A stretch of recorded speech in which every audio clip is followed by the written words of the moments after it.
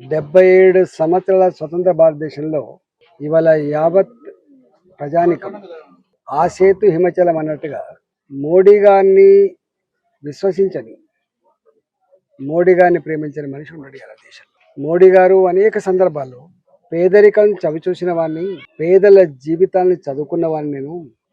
నాకు పిహెచ్డీ లేకపోవచ్చు కానీ ప్రజల కష్టాలు, ప్రజల కన్నీళ్లు, ప్రజల దుఃఖం, ప్రజల బాధ చదువుకున్నటువంటి డాక్టరేట్ నేను. ఈ దేశంలో ఏ అంబేద్కర్ గారు అయితే ప్రపంచంలోనే గొప్ప రాతపూర్వకమైన రాజ్యాంగాన్ని అందించిండో, ఆ రాజ్యాంగం అన్ని వర్గాల ప్రజల, అన్ని జాతుల ప్రజల అవసరాన్ని తీర్చేదిగా, ఆకలి తీర్చేదిగా ఉండాలని చెప్పిండు అంబేద్కర్.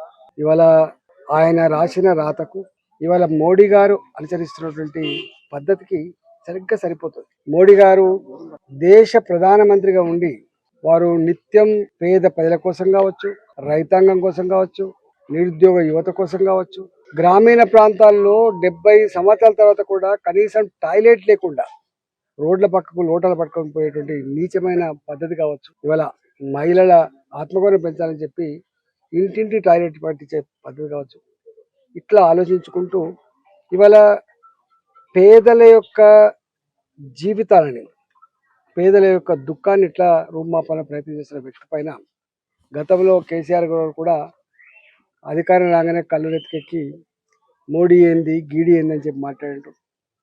మోడీ ఏం ముఖం పెట్టుకొని తెలంగాణకు వస్తారని చెప్పి మాట్లాడిండు. ఇవాళ ఒకవైపు ఢిల్లీకి పోయేమో రేవంత్ రెడ్డి గారు మా పెద్దన్న కేంద్ర ప్రభుత్వ సహకారం కావాలని చెప్పి కోరుతాడు. ఇక్కడికి వచ్చి మాత్రం ప్రగల్భాలు పలుకుతాడు. ఇవాళ మోడీ గారిని పట్టుకొని, అంత పెద్ద మనిషిని పట్టుకొని, మోడీ గారు బీసీ కాదు, మోడీ గారు టెక్నికల్గా బీసీ అయిండు,